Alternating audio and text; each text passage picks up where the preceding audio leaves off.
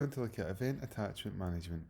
So in this example, we've created a new event. We've selected the correspondence event and subtype.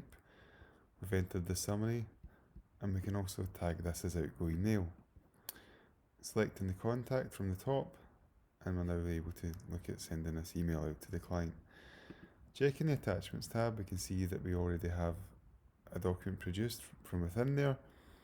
If we're looking to import attachments, we can simply import an attachment here, which will search your desktop for any correspondence you're looking to send to the client.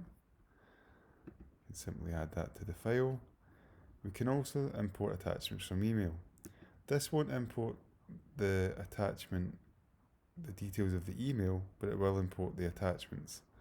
So you have to select these two attachments here on these reports. We can simply add them to the outgoing email. Once we're happy that we have the attachments both from the folder desktop and from your email, we can then go back to the file and choose Email Event. On the Email Event window, it will pre-populate the two with the selected client contact, and it will also have the attachments ready for sending. If at this stage you have previous matter correspondence you're looking to add to the file, you can simply select Add Attachments and search through the file,